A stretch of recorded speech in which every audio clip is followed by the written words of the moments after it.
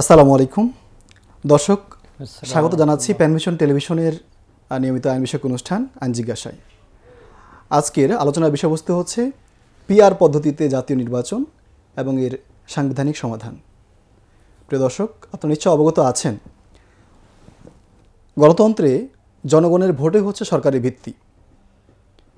বর্তমান প্রচলিত যে সিস্টেম রয়েছে ফার্স্ট পাস্ট দ্য পোস্ট, অর্থাৎ একক সংখ্যাগরিষ্ঠ পদ্ধতি, এর মাধ্যমে এই পদ্ধতিটি নানানভাবে সমালোচিত এবং তর্কিত।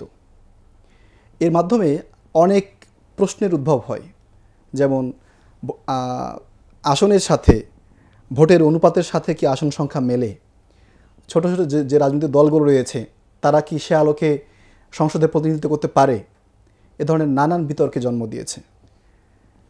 এসব প্রশ্নের সমাধান খুঁজতে গিয়ে বিশ্বজুড়ে আলোচিত অন্য একটি বিকল্প পদ্ধতি রয়েছে, সেটিকে আমরা বলছি পিআর পদ্ধতি, অর্থাৎ প্রপোর্শনাল রিপ্রেজেন্টেশন পদ্ধতি। আজকে আমরা জানার চেষ্টা করব এই পদ্ধতিটির আদ্যোপান্ত নিয়ে। আজকে এই বিষয়ে কথা বলার জন্য আমাদের স্টুডিওতে আমন্ত্রিত অতিথি হিসেবে উপস্থিত রয়েছেন মানরাত ইন্টারন্যাশনাল ইউনিভার্সিটির আইন বিভাগের প্রফেসর ডক্টর এবিএম মাহবুবুল ইসলাম। স্যার আসসালামু আলাইকুম। স্যার কেমন আছেন? ওয়ালাইকুম আসসালাম রাহমাতুল্লাহ, আমি ভালো আছি। স্যার আপনাকে ওয়েলকাম আমাদের স্টুডিওতে আজকে আলোচনা সময় দেওয়ার জন্য। Welcome, thank you. স্যার, যেটি বলছিলাম, পিআর পদ্ধতি আমাদের প্রচলিত যে পদ্ধতি রয়েছে এফপিপিবি, একক সংখ্যাগরিষ্ঠ পদ্ধতি, এটা নিয়ে নানান সমালোচনা, নানান তর্কে জন্ম দিয়েছে। সে জায়গা থেকে এই সমস্ত তর্কের বিপরীতে গিয়ে বিভিন্ন রাজনৈতিক দল যে পদ্ধতিটির সুপারিশ করছে, রিকমেন্ড করছে, যে প্রপোর্শনাল রিপ্রেজেন্টেশন বা পিআর পদ্ধতি, আমরা অবগত, আমরা দেখে আসছি যে বিশ্বের বিভিন্ন দেশেই মূলত এই পদ্ধতিতে নির্বাচন হয়ে আসছে বা হয়ে থাকে। জনপ্রিয় উন্নত রাষ্ট্রেও অনেক দেশেই এই পদ্ধতিটি বেশ জনপ্রিয়। সে জায়গা থেকে স্যার, এই আমরা দেখছি বিভিন্ন রাজনৈতিক দল পিআর পদ্ধতিতে জাতীয় নির্বাচনের দাবিতে তারা মাঠে সরব রয়েছে, আন্দোলন করছে, এবং আজকেও দেখেছি বাংলাদেশ জামায়াতে ইসলামী তারাও পিআর পদ্ধতিতে নির্বাচন সহ বেশ কিছু দফাতে তারা বিভিন্ন সকল জেলা প্রশাসক বরাবর স্মারকলিপিও দিয়েছে। এবং অন্য জায়গায় দেখছে আপনার বেশ কিছু দল, রাজনৈতিক দল, তারা এই পিআর পদ্ধতির বিরোধিতা করছে। অনেকে বলছে যে না, এই পিআর পদ্ধতি জনগণ বুঝে না। তো সে জায়গা থেকে আজকে আমরা আলোচনার মাধ্যমে বোঝার চেষ্টা করব এবং জনগণকে বোঝানোর চেষ্টা করব, দর্শকদেরকে, যে পিআর পদ্ধতিটা মূলত কী এবং এটার সুফল এবং কুফল কী। আমাদের পিআর পদ্ধতি কি মাধ্যমে কি আসলে আমাদের এই গণতন্ত্রের যে বিকাশ, এই বিকাশ ঘটাতে পিআর পদ্ধতি কতটা ভূমিকা রাখতে পারে। তো সে জায়গা থেকে স্যার, প্রথমে আপনার কাছে জানতে চাইব, যদি আপনি পিআর পদ্ধতির প্রেক্ষাপটটা এবং এটা পিআর পদ্ধতিটা মূলত কী যদি একটু এক্সপ্লেন করেন আমাদেরকে। থ্যাংক ইউ ভেরি মাচ, অনেক ধন্যবাদ। পিআর, এটাকে আমরা বলে থাকি প্রফেশনাল রিপ্রেজেন্টেশন অথবা প্রফেশনাল রিপ্রেজেন্টেটিভ ভোটিং সিস্টেম বলা হয়। এই সিস্টেমটা আমাদের দেশের জন্য, আমাদের দেশের প্রেক্ষাপটে নতুন হলেও ডেমোক্রেটিক কান্ট্রিগুলোতে এই পদ্ধতি নতুন নয়। বলা হয়ে থাকে ইউরোপ, আফ্রিকা, এশিয়া সহ প্রায় 90টি দেশের বেশি দেশে এই পদ্ধতি চালু আছে। তো সেটাও একটা ডেমোক্রেটিক পদ্ধতি। আমাদের চলমান যে পদ্ধতি আছে এটাও ডেমোক্রেটিক পদ্ধতি। এবং আমরা যাদেরকে এখন উন্নত বিশ্ব বলে থাকি, যেমন পশ্চিম ইউরোপের 28টি দেশের মধ্যে 21টি দেশে সেখানে পিআর পদ্ধতি চালু আছে। জি। তবে পিআর পদ্ধতিরও বিভিন্ন রূপ আছে, বিভিন্ন ধরন আছে, এক এক দেশে এক এক রকম। কোথাও মাইনরিটিকে অ্যাডপ্ট করার জন্য, কোথাও সংখ্যালঘিষ্ঠ ধর্মীয় সংখ্যাগুরু যারা তাদেরকে অ্যাডপ্ট করার জন্য, অথবা কোথাও ন্যাশনাল ওয়াইজ সমস্ত দল, ছোট ছোট বড় বড় দলগুলো যাতে সরকারে অংশগ্রহণ করতে পারে, এই পদ্ধতিটা হচ্ছে বর্তমানে সবচাইতে বেস্ট। তো এটার প্রেক্ষাপট আমাদের দেশের জন্য নতুন হলেও এই প্রেক্ষাপটটা নতুন নয়। আর আমাদের দেশের জন্য এই যে বীজ বপনটা হয়েছে, এখন থেকে প্রায় 30 বছর পূর্বে জনাব কামরুজ্জামান সাহেব আমাকে এই ব্যাপারে লেখালেখির কথা বলেছিলেন মালয়েশিয়াতে। তার মানে যদি আমরা নতুন দেখি, আজকে যে জামাত ইসলামীর আমরা নাম বলেছি, জামাত ইসলামী এটা নতুন কিছু নয়। এখন থেকে 30 থেকে 35 বছর আগে এই জিনিসটা কামরুজ্জামান সাহেবের মাধ্যমে এটা অ্যাডপ্টেড বা নার্সিং হয়েছে, আর এখন একটা সময় ম্যাচুয়ার হয়েছে। তো এটা মেরিট ডিমেরিট অবশ্যই আছে। আমরা মনে করি যে গণতন্ত্রের বিকাশের জন্য সমস্ত দলগুলোকে অ্যাকোমোডেট করে সরকার গঠনের যে সুযোগ সৃষ্টি হয়েছে, এটাই পিয়ার সিস্টেম হলো সবচেয়ে বেস্ট পদ্ধতি আমি মনে করি। স্যার, সেক্ষেত্রে আপনি যেটা বলছিলেন আর কি, উন্নত বিশ্বে অধিকাংশ রাষ্ট্রেই দেখা যাচ্ছে পিয়ার পদ্ধতি প্রচলিত আছে। স্যার, পিয়ার পদ্ধতিটা মূলত বেসিক্যালি ফাংশন করে কিভাবে? জনগণ কিভাবে বুঝবে যে তারা কাকে ভোট দিচ্ছে এবং তার ভোটের মাধ্যমে কোন প্রতিনিধি নির্বাচিত হচ্ছে? ওকে, ধন্যবাদ। বর্তমানে আমাদের যে পার্লামেন্ট সদস্য নির্বাচিত হচ্ছে, আমাদের দেশের প্রেক্ষাপটে 300 নির্বাচনী আসন রয়েছে, কনস্টিটিউয়েন্সি যেটা বলা হচ্ছে। এখান থেকে যে সমস্ত প্রার্থীরা নির্বাচনে অংশগ্রহণ, 300 পার্লামেন্ট মেম্বার ওনারা পার্লামেন্ট সদস্য হিসাবে নির্বাচিত হন, এবং এই কন্টেস্টের মাধ্যমে যারা সবচাইতে হাইয়েস্ট ভোট সেখানে পান, 10 জন 12 জন 1 জন 2 জন যারা প্রার্থী হন, who is getting the highest number of the vote, তাকে সেখানে উইনার হিসাবে ডিক্লেয়ার করা হয়। আর পিয়ার পদ্ধতিতে যেটা আমরা প্রস্তাব করেছি সেটা হচ্ছে, এই পদ্ধতিতে একক অঞ্চলে নির্বাচনে প্রার্থী তিনি নির্বাচন করবেন, কিন্তু নির্বাচনটা তিনি তার নিজের জন্য নয়, বরং তার দলের জন্য অথবা জোটের জন্য। এই জোটের যে সামগ্রিক যে প্রাপ্ত যে অ্যাকুমুলেটিং যে ভোট, যে পার্সেন্টেজ, সেই পার্সেন্টেজ হিসাবেই ওই প্রত্যেকটা জোট এবং দল পার্সেন্টেজ হিসাবে তারা পার্লামেন্টের আসন সংখ্যা তারা পাবেন, এবং সেখানে আসন যারা পাবেন এরা কোনো স্থানীয় এলাকার জন্য কোনো তারা এমপি হবেন না, আইন সংসদ হবেন না। সংবিধানের কোথাও মানে আমাদের জাতীয় সংসদের যারা সদস্য নির্বাচিত হন, আমরা এমপি বলি, ওদের প্রশাসনিক কোনো কাজকর্ম নাই, ওদের কাজটাই হচ্ছে আইন প্রণয়ন সংক্রান্ত বিষয়। আমরা পরে ওটা ডিটেলস আলোচনাতে আসব। তো সুতরাং এদিক থেকে যারা এখানে নির্বাচিত হবেন তাদের সম্মান সেখানে বৃদ্ধি হবে, সারা জাতীয় সংসদ তারা হবেন, কোনো অঞ্চল ভিত্তিতে নয়। তো পরবর্তীতে যদি প্রশ্ন আসে কিভাবে এই সংসদগুলো নির্বাচিত হবে, জি প্লিজ। এলাও হচ্ছে যে সে ফর এক্সাম্পল সারা দেশে আমাদের বর্তমানে জাতীয় সংসদে 300 আসন আমাদের রয়েছে। 300 আসনের মধ্যে প্রত্যেকটা দল এবং জোট নির্বাচনের পূর্বে তারা 300 প্রার্থী বা 300 এক্সপেক্টেড এমপি যারা হবেন তাদের নাম তারা নির্বাচন কমিশনের থেকে দাখিল করবেন। ওকে, এখানে যখন দাখিল করবেন তখন প্রত্যেক জোট হবে, সে ফর এক্সাম্পল কোনো দল সেখানে 50% সেখানে ভোট পেল, যেহেতু আমাদের 300 আসন, 300 আসনের 1% means it equable to 3, that means 1% vote যে দল পাবে তিনি জাতীয় সংসদে 3টি আসন পাবেন। 50% ভোট যারা পাবেন তারা 150 আসন পাবেন। সে ফর এক্সাম্পল পার্টি ও জোট এ তারা 50% পেলেন, তাহলে তারা 150 সিট পেলেন। এবং এটা কিভাবে কাউন্ট হবে, আমরা প্রপোজ করছি যে সবচেয়ে বেস্ট ওয়ে হবে প্রত্যেক দল তাদের 300 যে নাম তারা উল্লেখ করবেন দেবেন, sequence by sequence number 1 2 3 up to 150। ওই দল থেকে 1 থেকে নিয়ে 150 জন মেম্বার অফ পার্লামেন্ট তারা নির্বাচিত হবেন, যদি ওই দল যদি 50% ভোট পান। বিপরীত পক্ষে তারা 40% ভোট পাবে, তারা পাবেন 120 সিট। সেখান থেকে তাদের 120 সিট, তাদের 300 সিট যে নাম দেবেন সিটের, সেখান থেকে 1 আপ টু 120 তারা সেখানে কাউন্ট করবে। ঠিক তেমনিভাবে এই প্রত্যেকটা দল এবং জোট যে যত পার্সেন্ট ভোট পাবেন তাদের নির্বাচন কমিশনে প্রদত্ত তাদের যে তালিকা, ওই তালিকা থেকে সেটা কাউন্ট হবে।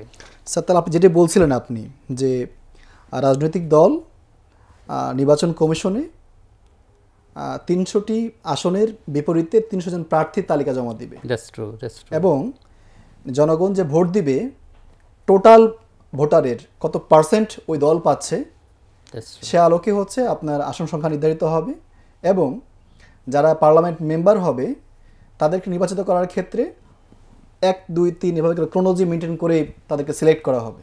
Yeah, that's true. তো সেক্ষেত্রে স্যার তাহলে বিষয়টা কি এমন যে জনগণ মানে কোনো এক কনস্টিটিউয়েন্সি তারা আলটিমেট কোনো প্রার্থীকে ভোট দিচ্ছে না, Yeah, that's তারা true. আলটিমেট ওই প্রতীককে বা ওই দলকে ভোট দিচ্ছে। Protik, yeah, that's right, that's right.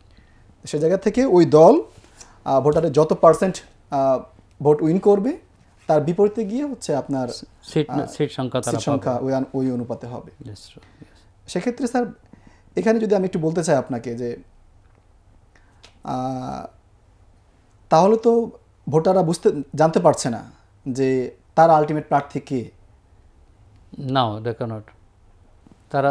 তার প্রার্থী তার এলাকা থেকে প্রত্যেকটা 300 কনস্টিটিউয়েন্সি থাকবে, সেখানে এক্সপেক্টেড প্রত্যেক পার্টি তাকে নমিনেট করতে পারে যে আমার দল থেকে এই প্রার্থী আমি এখানে দিলাম। জি 300 থাকবে তার ক্যান্ডিডেট, এবং তারা নিজের পক্ষে নয়, তার দলের পক্ষে, তার জোটের পক্ষে, জি তার সিম্বলের পক্ষে তারা ভোট কামনা করবে। ভাগ্যক্রমে যদি কোনো উনি 150-এর মধ্যে নাম পড়ে যায় বড় দলের, তাহলে উনি এমপি হবেন, আর বাকি সেখান থেকে তারা মাইনাস হয়ে যাবে। স্যার আমরা বোঝার চেষ্টা করছিলাম যে পিআর পদ্ধতিটা বেসিক্যালি কি। স্যার বর্তমান মানে এক্সিস্টিং যে পদ্ধতিটা রয়েছে এফপিবিবি অর্থাৎ ফার্স্ট পাস্ট দ্য পোস্ট পদ্ধতি আর কি বলছি, একক আসন সংখ্যাগরিষ্ঠ পদ্ধতি, এটা বেসিক্যালি থাকলে সমস্যা কোথায়, মানে এটা সীমাবদ্ধতা বেসিক্যালি কি? এটার সীমাবদ্ধ হচ্ছে নাম্বার 1 হচ্ছে যে আমাদের আর্টিকেল 65 থেকে নিয়ে 92 পর্যন্ত মোট 32 articles G discussed about the parliamentary election. সেখানে ইলেকশন কিভাবে হবে, পার্লামেন্ট মেম্বারদের দায় দায়িত্ব কী, তাদের অধিকার কী, এভরিথিং, এবং তারা কী কী কাজ করবেন। তো সুতরাং বর্তমান এই পদ্ধতিতে যিনি নির্বাচিত হবেন উনি পিওরলি তিনি সাংসদ, কিন্তু কাস্টমারিলি আমরা দেখেছি বর্তমান এমপি যারা তাদের সংসদীয় আইন প্রণয়ন বাদ দিয়ে তারা করছেন কি তাদের প্রশাসনিক কাজকর্ম করেছেন। এই প্রশাসনিক কাজকর্মগুলো সংবিধানের কোথাও উল্লেখ নেই। This is number 1। সেকেন্ড হচ্ছে এই বর্তমান পদ্ধতি এমনও হতে পারে যে কোনো দল সর্বাধিক ভোট পাওয়ার পরেও তার আসন সংখ্যা কমে যেতে পারে, সর্বাধিক ভোট পেয়েও তার আসন সংখ্যা কমে যেতে পারে।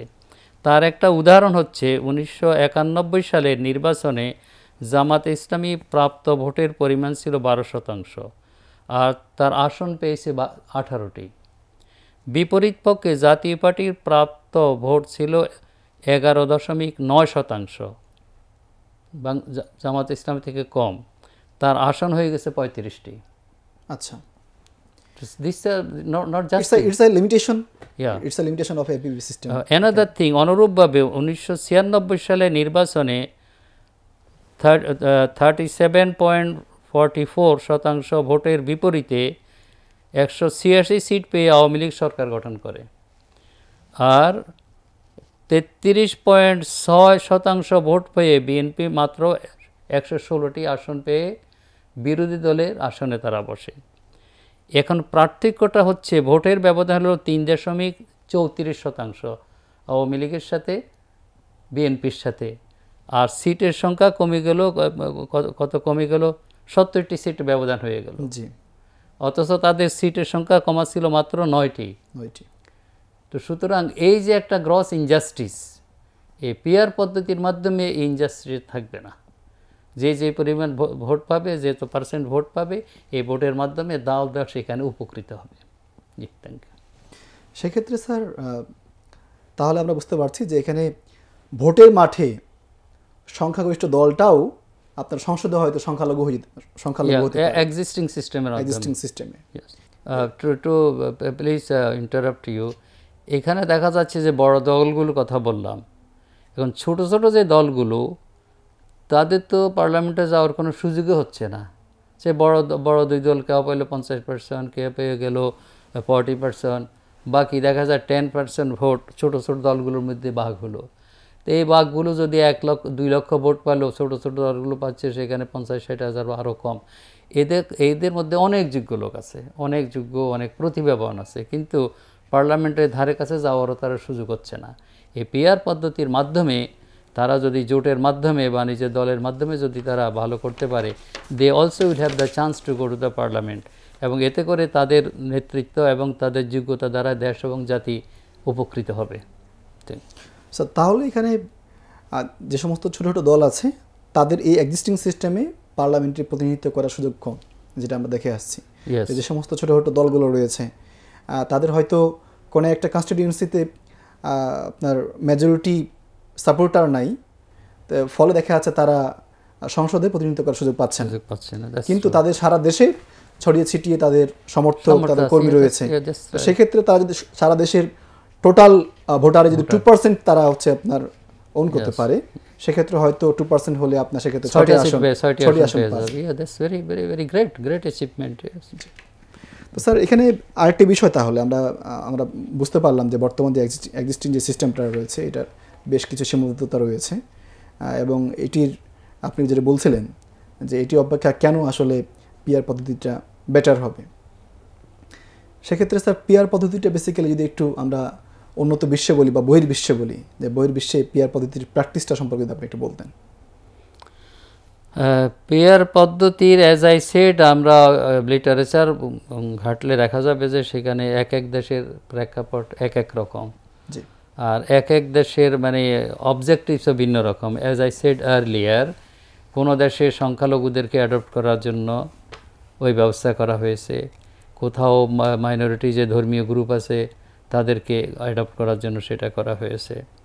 তো সুতরাং আমাদের দেশের প্রেক্ষাপটে আমি এবং সবচেয়ে মানে বেস্ট যেটা বললাম, অ্যাজ আই কনসাল্টেড আমাদের লিটারেচার, দেখা যাচ্ছে যে এই সিস্টেমটাকে বেস্ট সিস্টেম বলা হয়েছে ইউরোপিয়ান কান্ট্রিগুলোতে, এটাকে সবচেয়ে বেস্ট সিস্টেম বলা হয়েছে।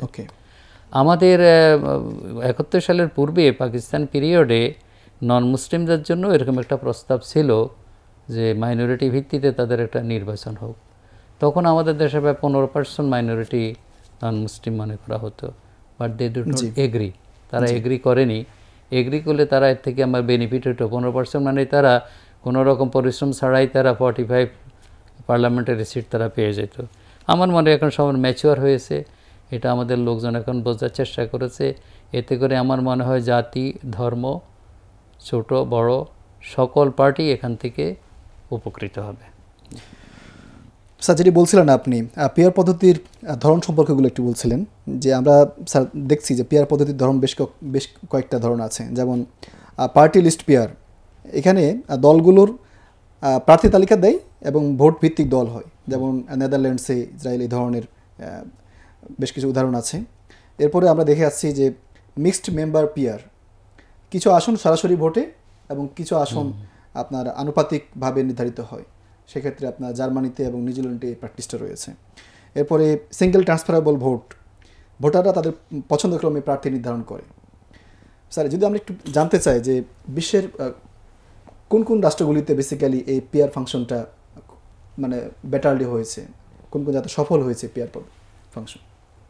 Thank you. আমি নোট করেছিলাম সেখানে ইস্ট ওয়েস্ট ইউরোপের 28টার মধ্যে 22টা দেশে যতগুলো দেশ আছে আমি নোট করেছিলাম। I did not bring this note. সেখানে অর্থাৎ পশ্চিম ইউরোপের যতগুলো দেশ আছে সেখানে অধিকাংশ এই 22টাকে মানে আউট অফ 28, এবং এরা সবাই আমরা এখন যে প্রপোর্শনাল যে সিস্টেমের কথা বলেছি সেটাই তারা ফলো করেছে আর কি। যারা ওই যে পার্টি লিস্ট বা আদার যে সমস্ত দিক, এগুলো অনলি লিমিটেড, বাট সবচাইতে মেজর যেটা আমরা এখানে প্রস্তাব করেছি এটাই আমরা যতটুকু জানা হয়েছে, দেখার সুযোগ হয়েছে, এটাকে সবাই সবচাইতে মানে বেস্ট পদ্ধতি বলেছে আর কি। স্যার, সেক্ষেত্রে যদি আপনি দর্শকদের উদ্দেশ্যে খুব সংক্ষিপ্তভাবে টু দ্য পয়েন্ট বলতেন যে পিআর পদ্ধতির মানে এই যে বহির্বিশ্ব পিআর পদ্ধতিকে বেছে নিয়েছে তারা উন্নত রাষ্ট্রগুলো, কোন কোন বিষয়গুলোকে ঘিরে তারা বেছে নিয়েছে, কিংবা আমরা আসলে কেন এই পিআর পদ্ধতিটাকে বেছে নেব? বেছে নিয়েছে আসলে ডেমোক্রেটিক হিস্ট্রি তো পৃথিবীতে বেশি নতুন নয়। ডেমোক্রেসি, আমরা যারা মুসলিম, আমাদের ইতিহাসে ডেমোক্রেসি, আমাদের প্রফেট সাল্লাল্লাহু আলাইহি ওয়াসাল্লাম ডেমোক্রেটিকভাবে এসেছেন। কীভাবে? আল্লাহ তাআলা ওনাকে মনোনয়ন দিয়েছেন। জি, মক্কাতে ওনাকে মনোনয়ন দেয়নি, কারণ মক্কার জনগণ তখন they are not agreeing with the presidency or the headship of the prophet Muhammad সাল্লাল্লাহু আলাইহি ওয়াসাল্লাম। Once he came to Medina বাসীগণ তাকে অ্যাকসেপ্ট করেছে। সেখানে আমরা জনগণের একটা আমরা প্রেজেন্স সেখানে লক্ষ্য করেছি। আফটার দ্য প্রফেট সাল্লাল্লাহু আলাইহি সাল্লাম আমাদের 4 জন যে খলিফা, তারা 4টা ভিন্ন পদ্ধতিতে তারা নির্বাচিত হয়েছে, এবং 4টা পদ্ধতিকে আমরা ডেমোক্রেটিক পদ্ধতি বলবো। এর দ্বারা বোঝা যাচ্ছে যে Democratic system is not only one form, it has various form. তো সুতরাং বর্তমানেও যে সেকুলার যে ডেমোক্রেসি, এটারও বিভিন্ন ফরম্যাট আছে। আর আমি মনে করি এই সেকুলার ফরম্যাটের থাকার কারণেই যে রাজনৈতিক দলের মধ্যে ডেমোক্রেসি আছে, দে আর অলসো ফ্লারিশিং। যে সমস্ত রাষ্ট্রের মধ্যে ডেমোক্রেটিক সিস্টেম আছে, এই সিস্টেমগুলো ওই সমস্ত রাষ্ট্রগুলো দ্বারা ফ্লারিশিং, এবং যাদেরকে আমরা ডেভেলপড কান্ট্রি, ম্যাটেরিয়ালিস্টিক দিক হতে they are the highly developed country. তো সুতরাং আমি মনে করি নির্বাচনের এই পদ্ধতিতে আসার কারণেই তারা সমস্ত দেশের সমস্ত জাতি, ধর্ম, বর্ণ নির্বিশেষে, এথনিক গোষ্ঠী সবাইকে তারা অ্যাকোমোডেট করে তারা রাষ্ট্র পরিচালনাতে অংশগ্রহণ করেছে। আর আমাদের সংবিধানে বা এক্সিস্টিং সংবিধানে বলেছে জনগণ সকল ক্ষমতার উৎস, জনগণ দেশের মালিক। আর জনগণ দেশের মালিক, এই জনগণ তো কিছু লোক ভোট দিল, জনগণ তো একজন ব্যক্তিকে পার্লামেন্টে সাংসদ হোক, কিন্তু আমাদের সংবিধানের ব্যারিয়ারের কারণে উনি তো তার কন্ট্রিবিউশন রাখতে পারছেন না। আমরা মনে করি it is a high time for us যে আমরা এই পদ্ধতির মাধ্যমে আমাদের সমস্ত দেশের সমস্ত নাগরিকদেরকে এবং তাদের চয়েসের ক্যান্ডিডেটকে আমরা আশা করি পার্লামেন্টে আইন পরিষদে এনে দেশের জন্য আইন প্রণয়নের কাজে তাদেরকে আমরা অংশীদার করতে পারব। জি স্যার, থ্যাংক ইউ। বিষয়টা আশা করছি খুব স্পষ্ট হয়েছে স্যার। আমরা এই পদ্ধতির বেশ কিছু অসুবিধাও রয়েছে, এবং বাংলাদেশের সংবিধানে এই পিআর পদ্ধতির কোনো জায়গা আছে কিনা আমরা এই বিষয়টা জানবো। আমরা স্যার একটা ছোট্ট বিরতিতে যাব, বিরতির পরে আমরা আবারও ফিরবো এবং এই বিষয়গুলো নিয়ে আলোচনা করব। দর্শক, আমরা ছোট্ট একটি বিরতিতে আছি, সঙ্গে থাকুন, আবারও ফিরছি শীঘ্রই। দর্শক, স্বাগত জানাচ্ছি বিরতির পরে আবার আমাদের অনুষ্ঠানে। আমরা যে বিষয়টা নিয়ে আলোচনা করছিলাম, পিআর পদ্ধতিতে জাতীয় নির্বাচন এবং এর সাংবিধানিক সমাধান।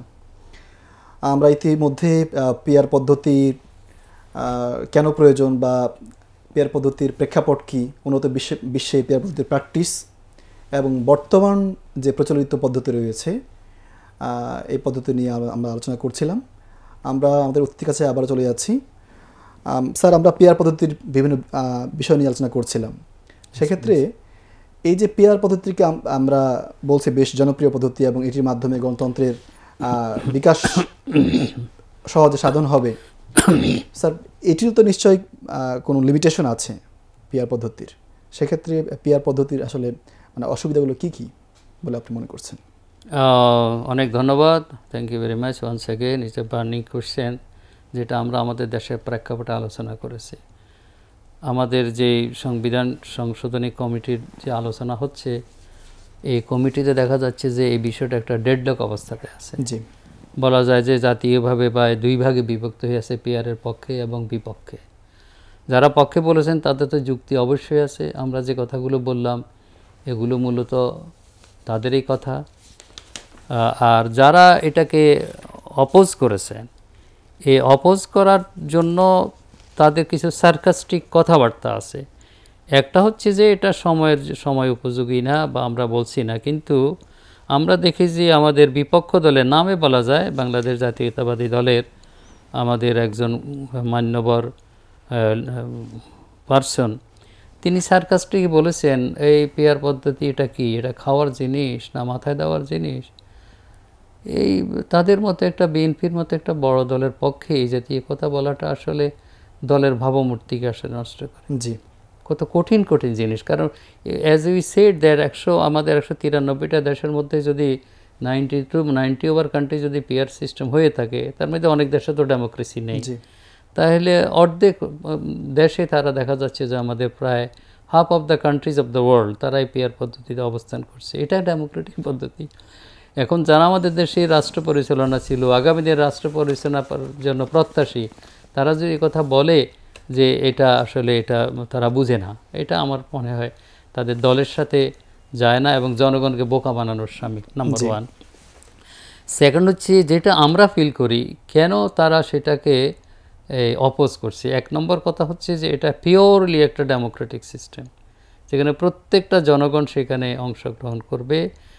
তো আর যে সমস্ত দলগুলো তার নিজের দলে ডেমোক্রেসির কোনো প্র্যাকটিস নেই, নিজের দলে ডেমোক্রেসির প্র্যাকটিস নাই, সুতরাং তারা এই ডেমোক্রেসিকে ভয় পায় আমি বলবো।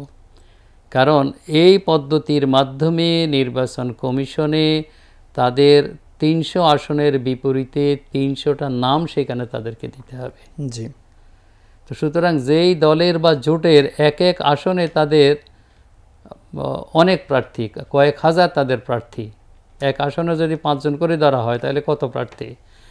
তো সুতরাং সেখান থেকে 300 বাছা তাদের জন্য খুব কষ্টকর। This is one thing. Second thing হচ্ছে লিস্টটা যদি নাম্বার 1 থেকে শুরু হয়, প্রথম দিক থেকে কে থাকবে, এই যে প্রতিযোগিতা, এই জন্য সালাউদ্দিন আহমদ সাহেব বলেছেন এই পিআর পদ্ধতি দলকে স্বৈরাচারে পরিণত করবে। উনি একদিক থেকে হয়তো ঠিকই বলেছেন, কারণ এই তো 4-5 হাজার লোক যেখানে তার ক্যান্ডিডেট, সেখানে উনি মনোনয়ন করবেন 300 জন। এটাকে করতে যেন ওই দলের পক্ষে অত্যন্ত কঠিন বিষয় হয়ে পড়বে। দ্বিতীয়ত লিস্টের প্রথম দিক থেকে কারা থাকবে এটাকে নির্ণয় করা আরও কঠিন হবে। তো সুতরাং এই নিয়ে তাদের মধ্যে যে ইন্টারনাল যে কেওয়াস, ইন্টারনাল যে ডিসপিউট তাদের সৃষ্টি হবে, এটাকে দমন করা, এটাকে কন্ট্রোল করা খুবই কষ্টকর হবে।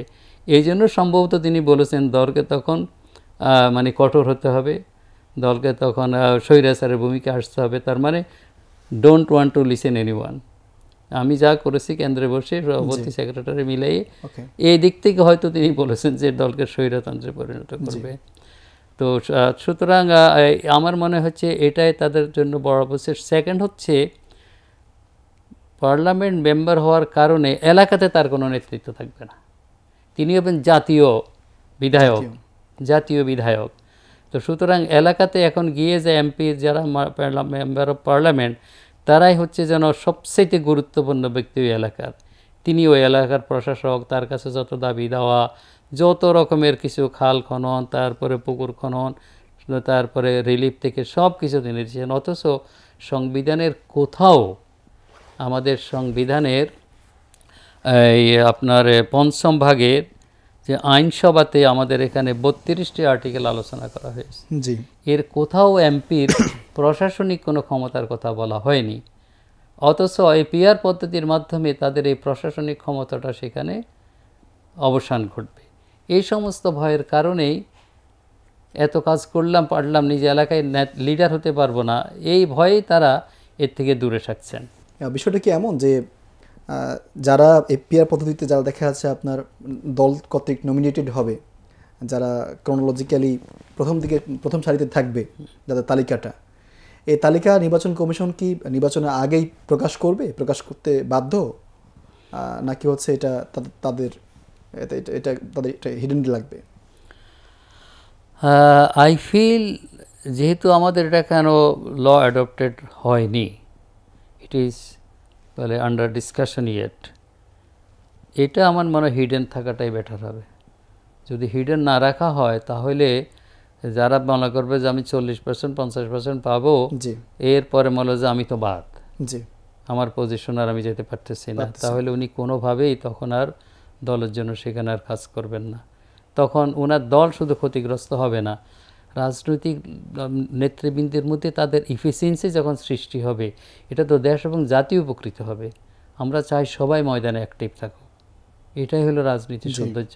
তো সুতরাং আমার মনে হয় তখন এটাকে প্রকাশ করা ঠিক হবে না, এটা হিডেন থাকাটাই বেটার হবে।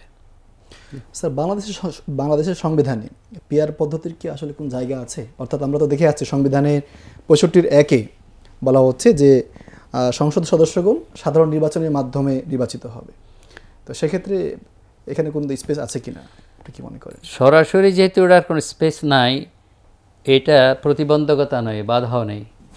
কারণ সংসদেরও তো সেখানে আইন তৈরি করবে, আর সংসদের অনুপস্থিতিতে দেশ চালানোর যাদের উপরে দায়িত্ব ন্যস্ত হয়েছে সেখানে তো প্রভিশনস আছে, প্রেসিডেন্সিয়াল অর্ডারের মাধ্যমে, অর্ডিন্যান্সের মাধ্যমে।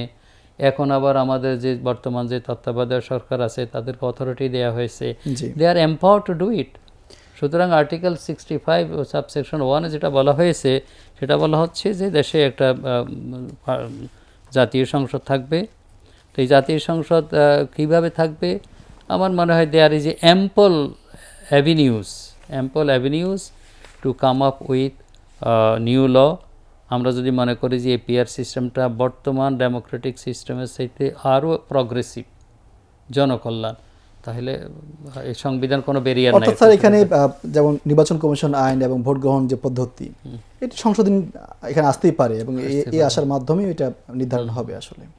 সেক্ষেত্রে স্যার আমরা দেখে আসছি যে পিআর পদ্ধতি পক্ষে এবং বিপক্ষে যে বাকযুদ্ধ চলছে এবং আন্দোলন সংগ্রাম চলছে, এক্ষেত্রে একটা পক্ষ আবার বলছে, বেশ কিছু রাজনৈতিক দল বলছে যে উচ্চ কক্ষ এবং নিম্ন কক্ষের ব্যাপারটা নিয়ে আসছে, যে উচ্চ কক্ষে পিআর পদ্ধতি থাকুক এবং নিম্ন পক্ষে এক্সিস্টিং সিস্টেম এটাকে রান করুক।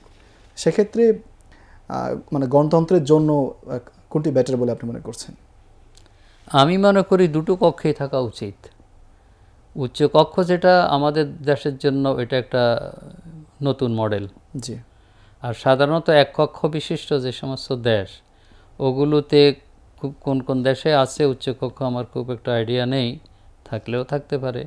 সাধারণত ফেডারেল কান্ট্রি যেখানে, যেমন পাকিস্তান আমলে ফেডারেল কান্ট্রি, ভারতে ফেডারেল, আমেরিকাতে বিভিন্ন, অর্থাৎ বিভিন্ন প্রভিন্স আছে, তখন সেখানে উচ্চকক্ষ নিম্ন কক্ষ থাকে। তা এক কক্ষ বিশিষ্ট অর্থাৎ একক ইউনিট যে দেশ আমাদের বাংলাদেশ একক, সেখানে আমাদের জন্য এটা হলো নতুন ধারণা। This is one thing. Another thing হচ্ছে সেনেট মেম্বারদের সম্পর্কে একটা সার্কাস্টিক কথা আছে, বলে senate is the nothing but it is the club of the old citizen. জি। এটা ওল্ড সিটিজেনদের জন্য একটা ক্লাব সেখানে। তো সুতরাং ওনাদের তো আইন প্রণয়নের ক্ষমতা নেই, ওনারা ইয়াস নো করার, পার্লামেন্ট যেটা করে দেবে ওই কাজগুলো করার। তারপরে ওটা মন্দের সে ভালো যে অন্তত একটা বিগিনিং তো করতে পারলাম, তাই না, একদিক থেকে শুরু করলাম। তো আমি মনে করি যে এককভাবে সেখানে করা না করার মধ্যে আমি খুব বেশি একটা পার্থক্য দেখছি না। দুটোতে করলে আমার মনে হয় যে আমরা মেইন তো হলো আমাদের ওইটা পার্লামেন্টে সংসদ, এখানের প্রতি আমাদের এমফাসাইজ। সেক্ষেত্রে স্যার এই যে এক্সিস্টিং সিস্টেম, এই এক্সিস্টিং সিস্টেমে যারা এমপি বলছি আমরা, মেম্বার অফ পার্লামেন্ট, যারা নির্বাচিত হয়ে আসছে, আমরা জানি, এটা লয়ার, আমরা জানি যে একজন সংসদের কাজ হচ্ছে আইন প্রণয়ন করা, এটা তার মূল রোল প্লে করার কথা এখানে। কিন্তু ইন প্র্যাকটিস আমরা দেখছি যে উনি সংসদে ভূমিকা রাখার পাশাপাশি উনি প্রশাসনিক কাজের একটা বড় একটা উনি দেখা যাচ্ছে আপনি অংশীদার হচ্ছে এখানে। উনি স্থানীয় ওনার যে কনস্টিটিউয়েন্সি, এখানে যাবতীয় প্রশাসনিক কাজ দেখা যাচ্ছে উনি করে বা ওনার মাধ্যমে করে। সেক্ষেত্রে বাংলাদেশের সংবিধান এটা অ্যালাউ করে কি না, মানে মেম্বার অফ পার্লামেন্টের কাজ কি বা ফাংশনের মধ্যে এটি পড়ে কিনা আসলে? Once again thank you very much, burning question. আমরা অ্যাগেইন অ্যান্ড অ্যাগেইন রিপিট করেছি যে আমাদের সংবিধানের, this is our constitution, article 65 থেকে নিয়ে 92 পর্যন্ত যে জিনিসটা আলোচনা করেছে, এটা 3টা ভাগ আছে। প্রথম ভাগে হচ্ছে এটাকে বলা হচ্ছে যে আইনসভা। এই আইনসভাতে কীভাবে সংসদ সদস্য হবেন, তার যোগ্যতা কী, তার বেতন ভাতা কী, তারপরে তার সংসদ অধিবেশন কিভাবে হবে, এই বিষয়গুলো এই প্রথম পার্টে আলোচনা করা হয়েছে। তারপরে আমরা দেখি দ্বিতীয় পার্টে যেটা আলোচনা করা হচ্ছে তার আইন প্রণয়নের ক্ষমতা। জি।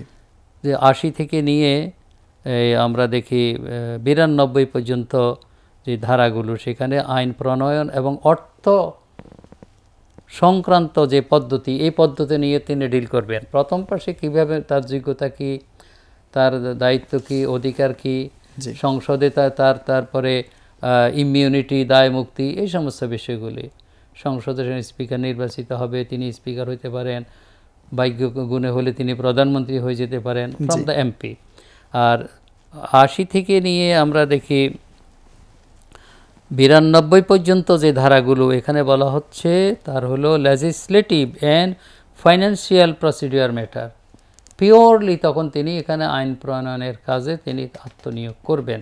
এখানে একটি ধারাও নাই 80 থেকে নিয়ে 92, যেমন অর্থ বিল সংক্রান্ত আর্থিক ব্যবস্থাবলী সংসদে আইন ব্যতীত করা যাবে না। তারপরে সরকারি অর্থের নিয়ন্ত্রণে তিনি ভূমিকা রাখবেন।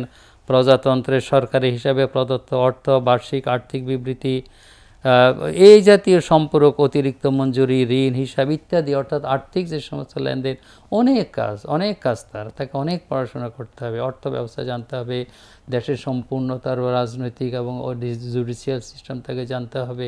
ই should be highly qualified man. আর এরপরে তৃতীয় পরিচ্ছেদে আমরা যেটা দেখলাম সেটা হচ্ছে তার অধ্যাদেশ প্রণয়ন ক্ষমতা, জি অধ্যাদেশ অর্ডিন্যান্স মেকিং। যখন আমাদের যদি আমরা এখন যদি ইয়েতে যেতে চাই, পিআর পদ্ধতিতে যেতে চাই, তাহলে অর্ডিন্যান্সের মধ্যে আমাদের যেতে হবে। জি তো পার্লামেন্টের অ্যাবসেন্সে সেখানে অর্ডিন্যান্স সুযোগ আছে।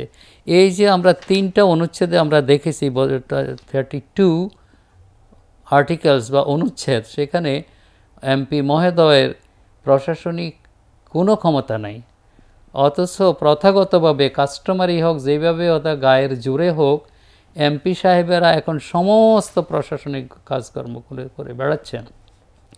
এর ফলে তার যে কাজ নয় সেই কাজ তিনি করেছেন। এখন প্রশ্ন হচ্ছে এই কাজগুলো কে করবে? জি এই যে এলাকাতে আমাদের গ্রাম্য যে চেয়ারম্যান থেকে নিয়ে চেয়ারম্যান আছে, চেয়ারম্যানের যে মেম্বার আছে, গ্রাম উন্নয়ন আছে, রাস্তাঘাটের উন্নয়ন আছে, আবার রিলিফ দেওয়ার ব্যবস্থা আছে। এরপরে আমরা যে থানা উপজেলা পরিষদের, সেখানে উপজেলা পরিষদ আছে, সেখানে সরকারি আমাদের একটা সেট আপ আছে, বিভিন্ন মন্ত্রণালয় আছে সেখানে। তাহলে এই কাজগুলো কারা করবে? এই কাজগুলো দুটো প্রতিষ্ঠানের উপর দায়িত্ব, আমাদের আর্টিকেল 49 এবং 60। এই দুটো আর্টিকেল সেটা বলা হয়েছে local government, G local government 59 and 60 perhaps, local government সকল বলেছে। তো লোকাল গভর্নমেন্টে যে কাজগুলো এখন মাননীয় এমপি সাহেব করছেন, এই কাজগুলো সেখানে নির্বাচিত একটা পরিষদ থাকবে, যেটাকে আমরা উপজেলা পরিষদ থাকি, হেডেড বাই চেয়ারম্যান।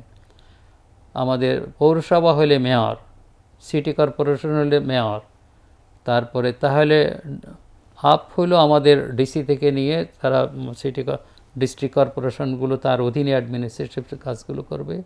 আর আমাদের উপজেলা পর্যায়ে আমাদের টিওনো বা ইউনো যারা আছেন তার অধীনে, গ্রাম পর্যায়ে আমাদের চেয়ারম্যান কমিশনার। তাহলে এদের হচ্ছে পিওরলি প্রশাসনিক কাজকর্মগুলো। আমাদের এমপিরা কোনোভাবেই তাদের এই প্রশাসনিক কাজে যাওয়ার বিধান হোক, কোনো রকম দূরতম কোনো বিধানও নেই আমার জানা মতে যে তারা এই প্রশাসনিক কাজগুলো করবেন। এখন এটা ঢুকলো কী করে? এটা হচ্ছে যার যে দায়িত্ব নয়, বাপের কাজ হচ্ছে ছেলে সন্তানদেরকে শিক্ষা দেওয়া, এখন দেখা যায় যে মুখের আগে হাত উঠে যায় পিঠে। জি এমনটা করে না, কয়জন বাপ খুঁজে পাওয়া যায়? এমপি সাহেবরা বলে করেন যে জনগণও মনে করে যে এমপি মানে কাস্টমারিলি এটা মানে হয়ে উঠেছে।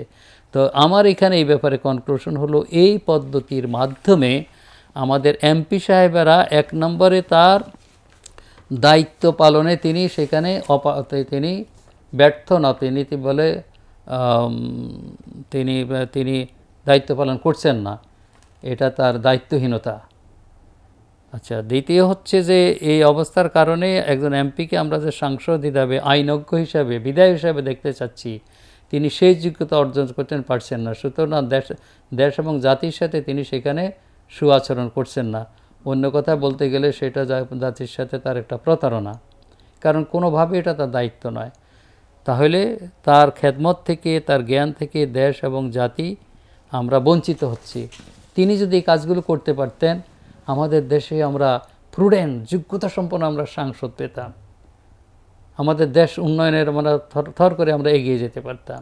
আমাদের এই জ্ঞান শুধু আমাদের দেশে না, বিশ্বব্যাপী আমাদের এমপিদের এই গুণাবলী দ্বারা, কোয়ালিটি দ্বারা বিশ্ববাসী উপকৃত হতে পারত। সেকেন্ড হচ্ছে এই এমপিদের এই শব্দটা কি বলবো, অনুচিত কাজ বা অনুচিত বাড়াবাড়ি, এটাকে যেটা অনেকটা বলা যেতে পারে অন্যের বাড়া ভাতে গিয়ে সেখানে পাত বসানো, এই যে কাজগুলো হচ্ছে আমাদের প্রশাসনিক কাজ, আমাদের স্থানীয় সরকারের কাজ, এই কাজগুলো তারা বঞ্চিত হচ্ছে। এই বঞ্চিত হওয়ার কারণেই তাদের মধ্যে যে লোকাল পর্যায়ে যে নেতৃত্ব সৃষ্টি হওয়া দেশ এবং জাতি পরিচালনার জন্য, সিরিয়াসলি আমাদের চেয়ারম্যান থেকে নিয়ে মেম্বার থেকে নিয়ে কোনো ভালো লোক হচ্ছে না, তারা এখন প্রতারক হচ্ছে, চাঁদাবাজ হচ্ছে। অথচ তাদের কাজ ছিল তারা জনগণের জবাবদিহি করতে হবে, এমপিদেরকে তারা জবাবদিহির কোনো সুযোগ নেই। তো সুতরাং আমাদের দেশে যদি আমি once again I am repeating, এমপিদের এই দৌরাত্ম্যর কারণে, অনুচিত প্রভাবের কারণে, কি বলে অসাংবিধানিক ভাবে তারা দায়িত্ব পালন করার কারণে স্থানীয় সরকারের যে দায়িত্ব পালন তারা বঞ্চিত হচ্ছে এবং তাদের যে যোগ্যতা অর্জন করা সেটাকে বঞ্চিত হচ্ছে, তাদের কোয়ালিটি থেকে, তাদের সার্ভিস থেকে এলাকা তথা সারা দেশবাসী তারা বঞ্চিত হচ্ছে। সেক্ষেত্রে স্যার, যদি পিআর পদ্ধতিতে জাতীয় নির্বাচন বাস্তবায়নযোগ্য আসলে হয়ে ওঠে, সেক্ষেত্রে কি আমরা ধরে নিতে পারি যে পিআর পদ্ধতি বাস্তবায়ন হলে স্থানীয় সরকার মজবুত হবে, স্থানীয় সরকার স্ট্রংলি ফাংশন করবে? সংবিধান যেটা বলেছে, আমাদের সংবিধানও তো বলেছে স্থানীয় সরকারের কথা। যেহেতু দেখা যাচ্ছে ইন প্র্যাকটিস আপনি যেটা বলছিলেন কাস্টমারলি বিষয়টা এমন হয়ে গেছে যে মেম্বার অফ পার্লামেন্টদের কাজ সেটা না, বাট তারা দেখা যাচ্ছে সেখানেই এঙ্গেজ ছিল বা আছে ইন প্র্যাকটিস। সেক্ষেত্রে যদি দেখা যাচ্ছে আমরা পিআর পদ্ধতিটাকে এটাকে যদি বাস্তবায়নযোগ্য হয়ে ওঠে এবং তাদের কাজ যখন মানে হোলি পার্লামেন্ট কেন্দ্রিক হবে, আইন প্রণয়ন কেন্দ্রিক হবে, তখন তো হোল লোকাল গভর্নমেন্টের যাবতীয় সিস্টেম তখন দেখা যাচ্ছে আপনার স্থানীয় যে সমস্ত সরকার ব্যবস্থা আছে, ইউনিয়ন পরিষদ, উপজেলা পরিষদ, জেলা পরিষদ, এই সমস্ত স্থানীয় সরকার ব্যবস্থাটা আরও মজবুত হবে। আজকে আমরা অত্যন্ত গভীর শোক এবং শ্রদ্ধার সাথে স্মরণ করছি আমাদের প্রফেসর তোফায়েল আহমদ সাহেবকে, যিনি আমাদের দেশের স্থানীয় সরকার বিষয়ক গবেষণায় তিনি শীর্ষস্থানে, তিনি রিসেন্টলি তিনি ইন্তেকাল করেছেন। আমরা মরহুমের বিদেহী আত্মার রুহের মাগফিরাত কামনা করেছি। তিনি হয়তো আজকে আমাদের আলোচনাটা শুনতে পারলে তিনি হয়তো সন্তোষ প্রকাশ করতেন যে তার চিন্তার ফসল নিয়ে আজকে আমরা আলোচনা করছি। স্যার, আরেকটি কোয়েশ্চেন আমরা মানে হরহামেশাই দেখি যে আপনার স্বতন্ত্র প্রার্থীর ক্ষেত্রে যে একটি কনস্টিটিউয়েন্সিতে যেভাবে হয়তো আগে আর কি, যে আপনার এখন তো পিআর পদ্ধতি যদি আপনার এটা বাস্তবায়নযোগ্য হয়ে ওঠে তাহলে তো কোনো কনস্টিটিউয়েন্সির অধীনে বিষয়টা সেমতো থাকবে না। তো সেক্ষেত্রে স্বতন্ত্র প্রার্থীদের ক্ষেত্রে পিআর পদ্ধতিটা কীভাবে ফাংশন করবে? এটাও একটা বার্নিং প্রশ্ন। যেহেতু আমরা বলেছি কোনো সিস্টেমে, ম্যানমেড কোনো সিস্টেমই তো পারফেক্ট না। জি। তো এই ব্যাপারে আমাদের একটা সলিউশন হচ্ছে, এবং যেটা বাস্তব সেটা হচ্ছে রাজনৈতিক দল করার উদ্দেশ্যই হচ্ছে, রাজনীতি করার দল গঠন করার উদ্দেশ্য হচ্ছে সরকার গঠন করা, এবং যেই দল সরকার গঠন করবে না তাদের ম্যানিফেস্টোে তারা এটা উল্লেখ করবে না, ওই দলকে লোক ভোটও দেয় না। তো সুতরাং একজন স্বতন্ত্র প্রার্থী তিনি নির্বাচিত হয়ে তিনি কি দেশ পরিচালনা করতে পারবেন? জি। সুতরাং দেশের রাষ্ট্র ক্ষমতা নেওয়া অথবা সরকার পরিচালনার জন্য একটা গোষ্ঠী, একটা দল থাকতে হবে। একজন ব্যক্তির পক্ষে একটা রাষ্ট্র পরিচালনা করা সম্ভব নয়, দায়িত্ব পালন করা। এই থিওরির ভিত্তিতে আমরা মনে করি for the greater interest of the nation, PR পদ্ধতিকে যেহেতু আমরা হাইলাইট করেছি, আমরা মনে করি এটা one of the best way at present under Democratic political system. তাহলে স্বতন্ত্র প্রার্থী আমাদের প্রস্তাব হচ্ছে কোনো প্রভিশন থাকা উচিত নয়। আর ছোট ছোট যে দলগুলো আছে, এই দলগুলো ইন কোর্স অফ টাইম তারা নিজেদের প্রয়োজনে, নিজেদের অস্তিত্বের স্বার্থেই, এবং তারা শেষ পর্যন্ত তারা বড় দলগুলোর সাথে যেটি মার্জ হয়ে যেতে তাদেরকে দাওয়াত দিতে হবে না, ইনভাইট করতে হবে না, তারা নিজেরাই বড় দলগুলোর সাথে মিশে যাবে। এর ফলে হবে কি, আমরা সবাই মিলে আমাদের দেশ এবং জাতিকে আমরা গড়ার জন্য আমরা একটা ঐক্যবদ্ধ ফোর্স আমরা সেখানে গড়ব। পরস্পরের মধ্যে যে আমাদের দলাদলি, পরস্পরের মধ্যে যে বিভেদ, আমার মনে হয় এই বিভেদটা আমাদের মধ্যে টেনশনটা অনেক কমে আসবে। এরপরে আইডিওলজিক্যালি আমাদের মধ্যে অনেক দূরত্ব আছে বিভিন্ন পার্টির মধ্যে, এবং একই দলের মধ্যে দেখা যায় যে সোশ্যালিজম, কমিউনিজমে বিশ্বাস করে, ন্যাশনালিজমে, তাদের মধ্যে দল উপদলের কোনো অভাব নেই।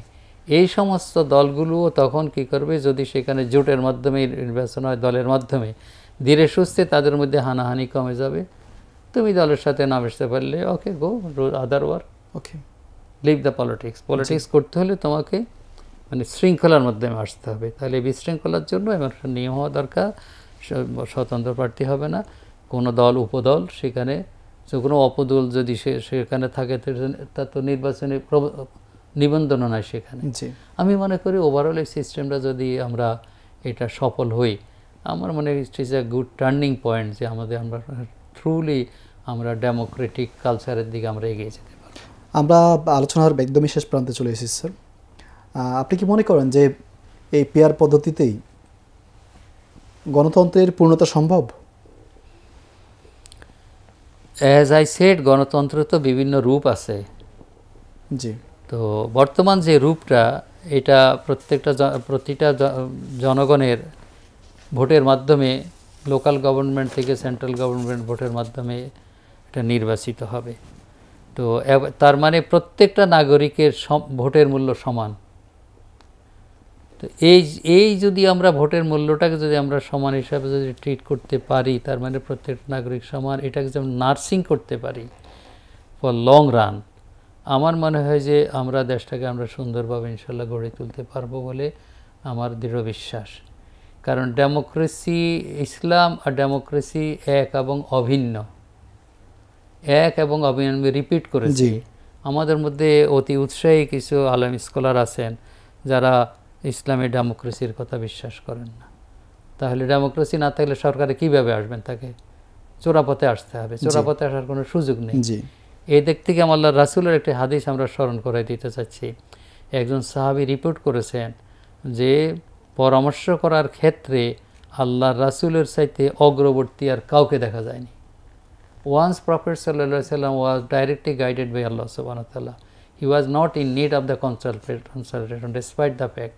তাহলে ডেমোক্রেসির মেইন বিষয় হচ্ছে কনসালটেশন। আসার কথা হচ্ছে আমাদের দেশে যে বড় যে ইসলামিক রাজনৈতিক দল আমরা দেখেছি, জামাত ইসলামীর, তাদের মধ্যে একটা ডেমোক্রেসির চর্চা আছে। এই চর্চা থাকার কারণে জামাত ইসলামীর ফাউন্ডিং থেকে আজকে পর্যন্ত প্রায় 84 বছর বয়স, 1941 সাল থেকে নিয়ে বাংলাদেশের প্রেক্ষাপটে তো আমাদের 50-55 বছর, আমরা দেখেছি এই দল এখন একটি দলে আছে, তার মধ্যে দুই দল নেই।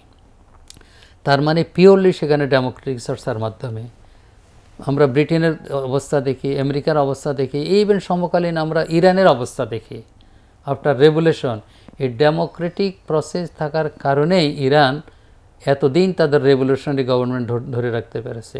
সুতরাং আমি মনে করি এই পিআর পদ্ধতির মাধ্যমে আমরা যদি ডেমোক্রেসিকে আমরা নার্সিং করতে পারি, লালন করতে পারি, অ্যাডপ্ট করতে পারি, এর সুফল ইনশাল্লাহ দেশ এবং জাতি ভোগ করবে, এটা আমার দৃঢ় বিশ্বাস। অনেক ধন্যবাদ স্যার তথ্যবহুল এবং ভাবনাপ্রবণ আলোচনা আজকে আমাদের উপহার দেওয়ার জন্য, এবং আজকে আমাদের অনুষ্ঠানে সময় দেওয়ার জন্য আপনাকে অনেক ধন্যবাদ। আপনাদেরকেও ধন্যবাদ দর্শকের মাধ্যমে।